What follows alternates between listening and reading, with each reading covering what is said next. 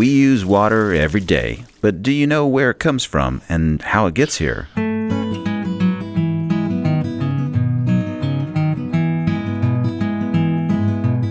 The story begins near Uvalde, Texas, and the headwaters of the Nueces River. Fresh water comes from rain and springs that flow into creeks and downstreams into the Nueces.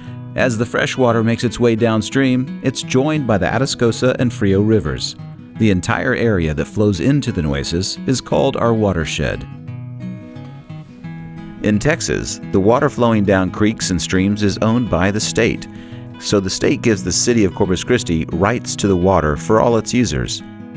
To hold the water, Choke Canyon and Lake Corpus Christi reservoirs were built. Boom! We get to use them for recreation, but their primary purpose is water storage, so we have a dependable supply year-round. Our two reservoirs hold billions of gallons of water, but lots of it is lost to evaporation. In fact, the sun takes more water out of our reservoirs than residents and businesses combined. Approximately half of our water never makes it to any faucet. Another challenge to providing enough water is our unpredictable annual rainfall. So in the 1990s, proactive leaders recognized we need other water sources, so they made an agreement with Lavaca Navidad River Authority to purchase water from Lake Texana, and they purchased water rights from the Colorado River. Mary Roads 1 pipeline carries water to us from Lake Texana, and Mary Roads 2 pipeline carries water to the Mary Roads 1 pipeline from the Colorado River. As demand continues to go up, other water sources are being explored, like desalination and aquifer storage and recovery, which is the direct injection of surface or river water into an underground aquifer for later recovery. Our water supply has many different users. There are other municipalities, water supply corporations, and water control districts. And of course, residents. People need it for drinking, bathing, watering the yards and pools. And industry needs water too to make their products. Water is needed at refineries to make the gasoline that you put in your car, and in plastic production to make products that you use every day, and manufacturing steel for other industries. People and businesses are obvious water consumers, but have you ever considered the bays and estuaries are a consumer also? A healthy bay is critical for a healthy economy and a good quality of life.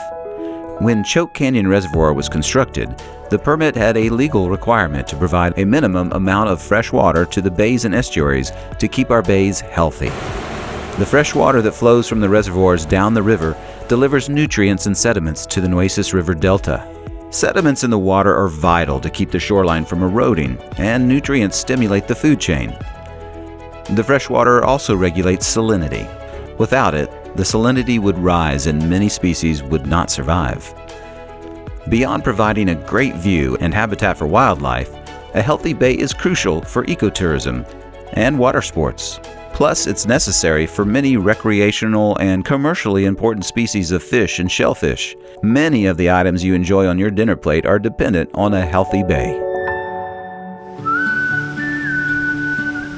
The water supply is very complex with many moving parts. Each consumer has an important place in the process. You may be one type of consumer, but probably enjoy products produced by another consumer of water.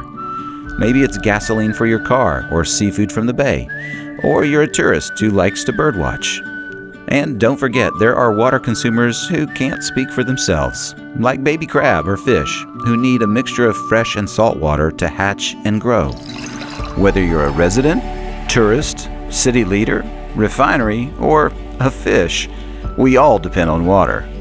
Considering your place in the process is key to appreciating water as a resource, as well as appreciating the other consumers.